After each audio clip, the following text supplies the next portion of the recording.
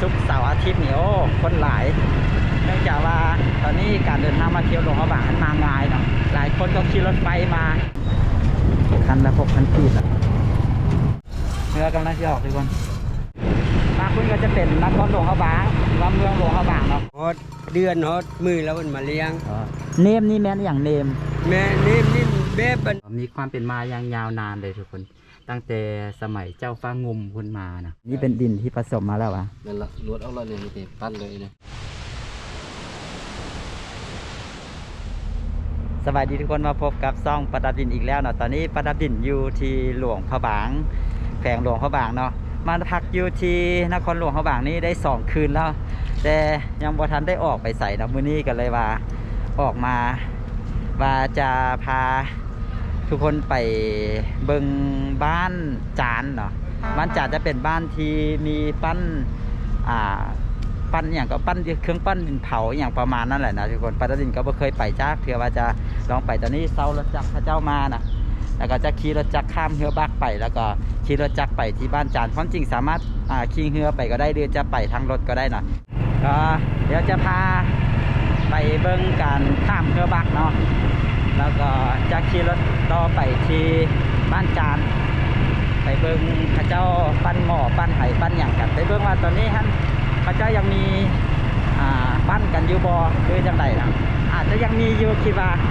อาดดินก็ได้ไปโดนละเพราะงั้นก็ได้ไปโดนเราก็เคยไปจักเทื่อเลยก็เคยเลยจักเทื่ออันนี้จะเป็นถนนเรียบแคมป์ของอยู่ที่นครหลวงพระบางนี่ทุกคนก็จะเป็นถนนบันเว่เนาะถนนที่ตัดมาแต่ประเด็นปากทางนั่นแหละเป็นถนนเรียบตัวเมืองมาสัจเรียบมาตัดแคมป์การแล้วก็เรียบมาทางแคมป์ของนี่วันนี้เป็นมื้อวันพฤหัสเนาะที่มื้อที่ประดิษฐ์ถ่ายวิดีโอนี้มื้อวันพฤหัสก็ยังมีคนละนะถ้าเป็น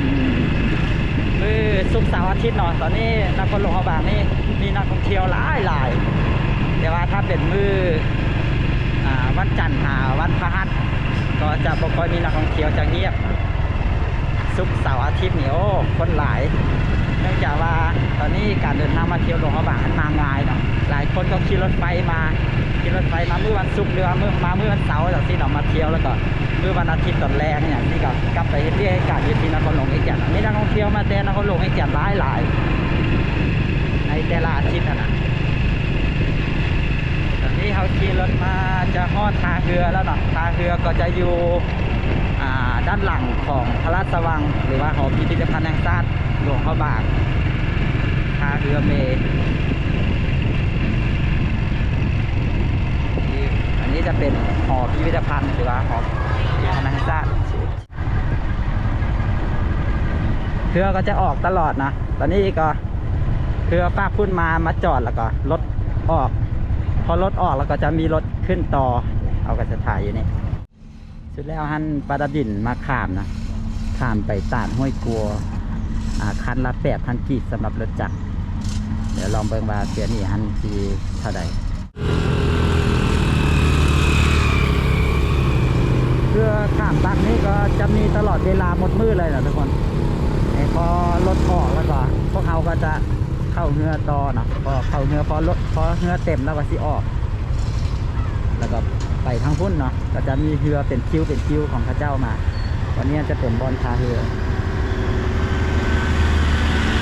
มีรถท่องเที่ยวนะรถตู้รถเนี่ยก็มีนักท่องเที่ยวชาวลาวเขาเดินทางท่องเที่ยวหลายตอนนี้ดังที่ได้เล่ามานะด้านหน้านี่ก็เป็นรถนักท่องเที่ยวรถตู้เนี่ยรถตู้รถอย่างก็ข้ามได้เนาะเรือบักจะเป็นเรือใหญ่ปาราดินเซารถจักรมานี่120,000 กีบนะรถจักรมือ120,000 กีบเป็นรถอย่างรถเรียบไอ้อะประมาณนั้น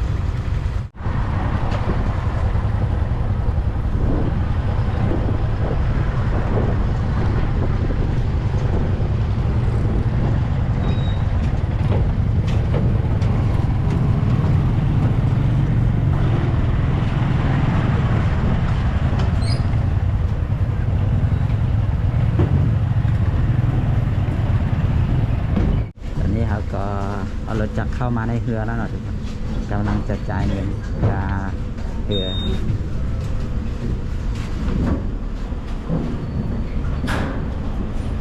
ท่าใดกะ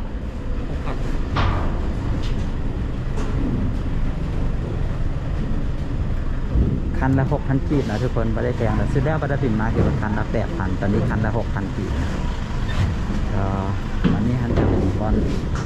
จอดรถจักรนะแล้วก็ทางพุ่นจะเป็นบอลจอดรถใหญ่รถจักรก็จอดทางพุ่นนำ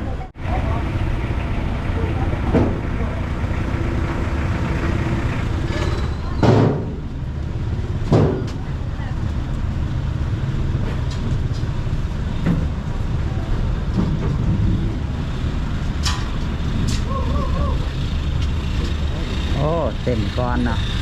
รถเข้าบมดซ้ำเต็มก่อนแล้วได้หลายคันเติบได้เดี๋ยว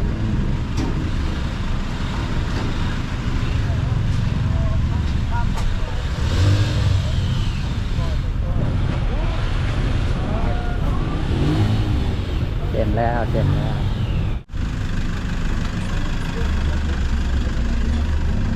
นี่เป็นนักท่องเที่ยวนะเป็นนักท่องเที่ยว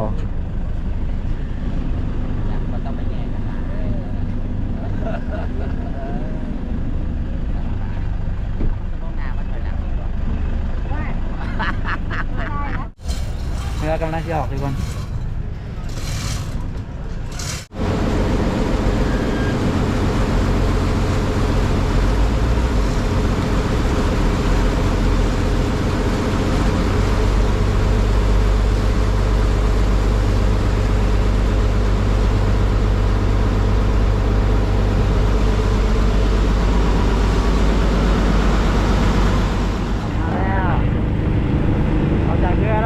ขึ้นทางเครื่อง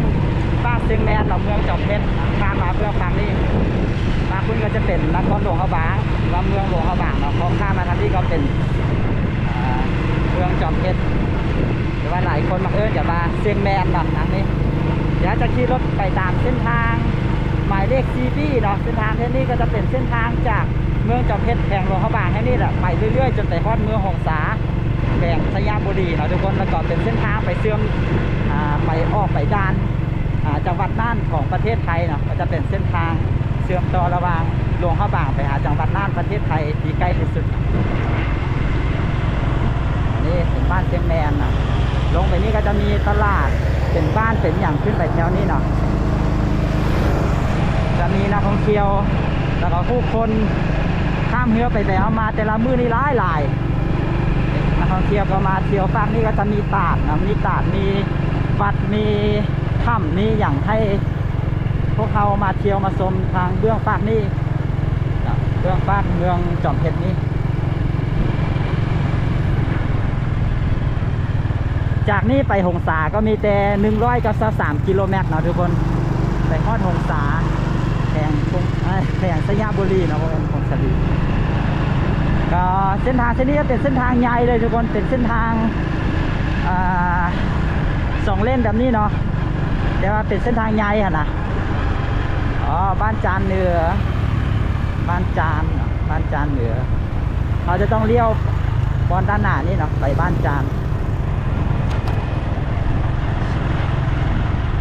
เหนือจานใต้นี่ก็ไปทางเดียวกันละที่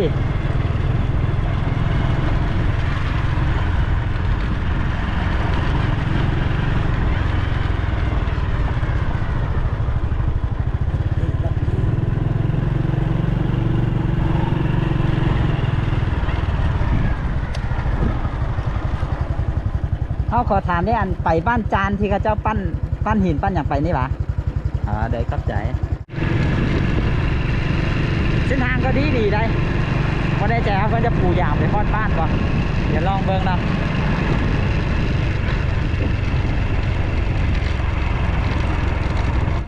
วันนี้เขาเจ้ามาเห็นอย่างที่ว่ามีรถมาหลายครับนี่สถานที่ท่องเที่ยวอยู่ในนี่หรอเป็นจังไดลองถามเขาเจ้าอันนี้คือเขาเจ้ามาจอดรถเขาเจ้าเข้าไปเที่ยววะเขามาเลี้ยงเขาเจ้ามาเลี้ยงฮอดเวลาฮอดเดือนฮอดมือแล้วเพิ่นมาเลี้ยงแต่บ่ได้แม่นเป็นสถานที่ท่องเที่ยวเนาะบ่แม่นสถานที่ท่องเที่ยวเด้อเข้าใจเห็นรถจอดหลายนึกว่าสถานที่ท่องเที่ยวเด้อเข้าใจมันนิ่มเพิ่นมาเลี้ยงฮอดเดือนฮอดมือแล้วเพิ่นมาเลี้ยงเนมนี่แม่นอย่างเนมแม่เนมนี่แบบมัน ปลาเฮลหรือสลาธรรม อ๋อเป็นบอนอันไว้กระดูกของผู้หลักผู้ใหญ่ว่าสั้นๆนะ เจ้า อ๋อ นั่นแหละ เดี๋ยวเข้าใจสิไปไสหัน นี่เบิ่งเด้ อ๋อมาเบิ่งแว่นี่อ๋อเดี๋ยว เกมนี้มันบอลเพิ่นไว้กระดูกอันของเสื้อเจ้าชีวิตตะกี้นะ อ๋อเดี๋ยวจากนี้ไปบ้านจานไก่บ่นี่ ไปพอแล้ว บ่ละเดี๋ยวเข้าใจเดี๋ยวเราจะขี่รถไปต่อเนาะไม่ว่าเป็นสถานที่ท่องเที่ยวมีถ้ำมีอย่างสุดเนาะเห็นมีรถมีอย่างมาจอดหลายเนาะเห็นมีรถตุ๊กๆรถอย่างนั้นอ๋ออยู่ตรง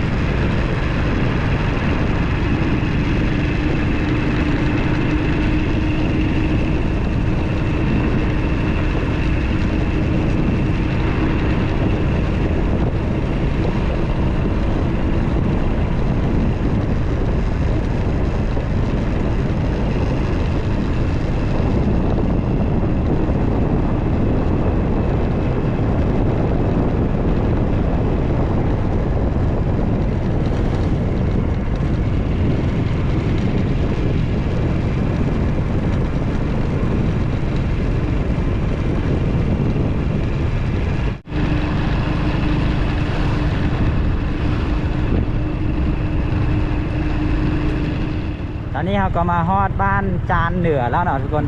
ก็จากท่าเรือหันมาที่บ้านแห่งนี้ก็ประมาณ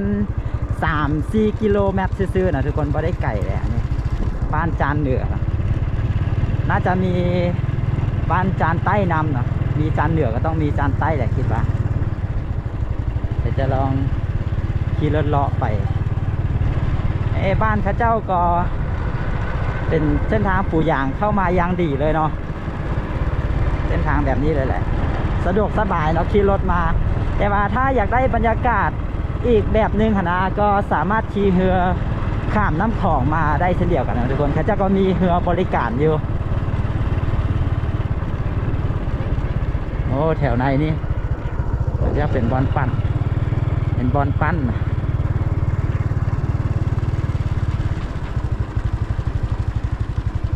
ไปทางใดแบบนี้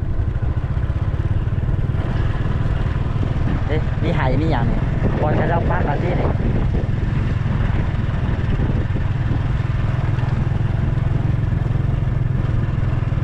เดี๋ยวเราบอกว่าไปทางใดเป็นทางใดเนาะเดี๋ยวจะลองขี่รถเลาะไป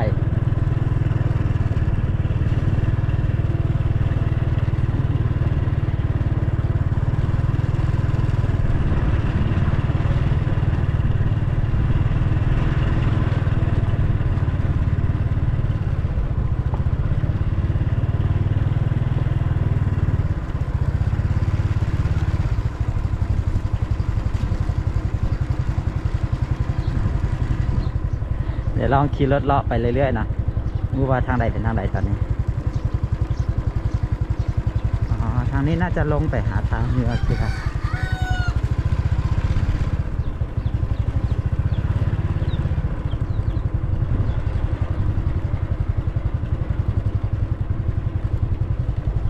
อ๋อทางนี้ลงมาหาทางเรือเนาะก็คือถ้าเรา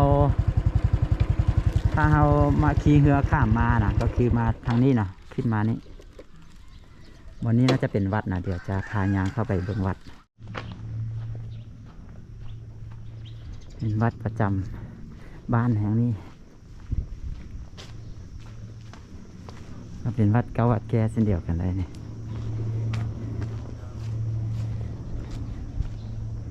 สิมหรือว่าอารามมันก็บ่ได้เปิดนะ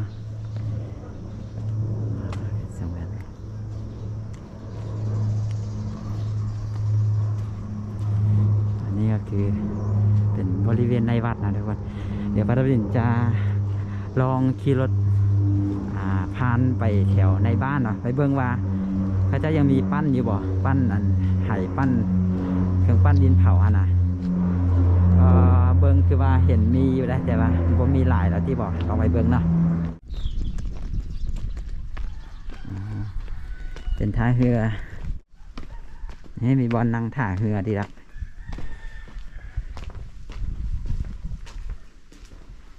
แถวนี้เป็นบอลได้นะเป็นแถวบ้านโพสีบ่แถวทางพุ่นนะทางเมืองลงเฮาบางพุ่นนะอยู่ตรงกันข้ามกับบ้านจานนี่นะทุกคนอันนี้คือความเป็นมาของบ้านจานเหนือเนาะแล้วก็ความเป็นมาของเครื่องปั้นดินเผาหรือว่าหัตถกรรมเครื่องปั้นดินเผาเนาะอยู่ที่บ้านจานแห่งนี้เนาะก็มีความเป็นมาอย่างยาวนานเลยทุกคนตั้งแต่สมัยเจ้าฟ้างุมพุ่นมาเนาะก็มีการเอาไหน้ำเอาไหเหล้าไหอย่างนี้เข้าไปในวังในอย่างในการเข้าไปสมทบกับพิธีเฉลิมฉลองไซสนะประมาณนั้นนะก็สืบทอดกันมาเฮ็ดกันมาตั้งแต่ยาวนานได้ประมาณ400 ปีแล้วนะที่เฮ็ดมาเมื่อก่อนท่านประชาชนแถวนี้ก็จะปั้นไหปั้นอย่างเอาใส่น้ำใส่ปลาแดกใส่อย่างเนาะแต่ว่ามาสมัยนี้ก็มีการปั้นในรูปแบบในหลากหลายนะเนื่องจากว่ามีความต้องการในหลากหลายไม่ว่าจะเป็นโถดอกไม้หรือว่าเป็นของไส้ของตกแต่งของประดับในเฮือนในบ้านประมาณนั้นนะก็วันนี้จะเป็นท้ายเรือขึ้นมาแล้วก็จะมีประวัติความเป็นมามีแผนที่ของบ้านจานเหนือแล้วก็ไปนี้เห็นว่าจะเป็นศูนย์หัตถกรรมเครื่องปั้นดินเผาอยู่ทางไปนี้280 เมตรเดี๋ยวจะลองไปเบิ้งนะว่าเขาจะยังมีการปั้นกันอยู่บ่มือนี้ฮันจะได้ไปเบิ้งน้ำกันคนเมื่อกี้นี่ปาราดินแวะถามแม่ป้าอยู่ข้างทางฮันคนบอกว่าตอนนี้ฮันแต่ละบ้านแต่ละเฮือนเขาเจ้าบ่ได้มีปั้นไหอย่างแบบนี้แล้วเนาะอาจจะมีบางเฮือนหรือจังไดนี่แต่ว่าตอนนี้ฮันบ่มีแล้วจะมีอยู่แต่เฉพาะบอนนี้เนาะวันนี้บอนเฮากำลังขี่รถเข้าไปนี่จะมีเป็นศูนย์แล้วก็แต่ละเฮือนอย่างนี้เขาเจ้าที่มารวมกลุ่มให้มารวมกลุ่มกันแล้วก็มาปั้นอยู่บอนนี้ว่าซั่นเดี๋ยวเขาชี้ตามมาเบิ่งว่าเป็นอะไรเขาจะยังปั้นอยู่บ่นี่เลยตอนนี้ปาราเบนก็ขี่รถมาฮอดศูนย์แห่งนี้นะเป็นสถานที่ท่องเที่ยวชมหัตถกรรมปั้นดินเผาเนาะบ้านจานเหนือเดี๋ยวจะลองมาเบิ่งกันว่าเขาเจ้ามีการปั้นกันบ่ตามที่สอบถามมาที่ได้ว่าเมื่อกี้นี้ก็คือเขาเจ้าสิมารวมกลุ่มกันอยู่นี่แล้วก็มาปั้นอยู่นี่อันนี้ก็เป็นส่วนหนึ่งที่เขาเจ้าปั้นมีตัวซับมีไหมีโอมีอย่างต่างๆนานาเนาะวันนี้น่าจะเป็นบอลผสมดินสบายดีทุกมื้อนี้ก็ยังมีปั้นอยู่อ่ะโอ้ค่ะซุ้มอ๋อมื้อนี้เขาจะมีประชุมก็เลยบ่ได้ปั้นแต่ปกติก็ปั้นทุกมื้อนั่นวะอ๋ออันนี้เป็นดินที่ผสมมาแล้วอ่ะนั่นละลวดเอาละนี่ไปปั้นเลยนะอ๋อดินนี้ขุดอายุต่ำแถวบ้านเฮานี่หว่าอ๋อขุดอยู่แถวนั้นอ๋อต้องเลือกดินได้เนาะอ๋อมื้อนี้เพิ่นมีประชุมก็เลยว่าบ่มีการปั้นวันนี้บ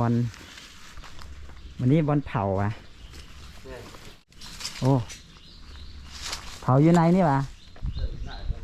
โอ้แถวที่ปาราดินยืนอยู่ตอนนี้คือบอลเผาได้นี่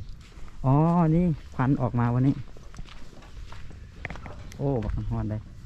โอ้เป็นตายานแท้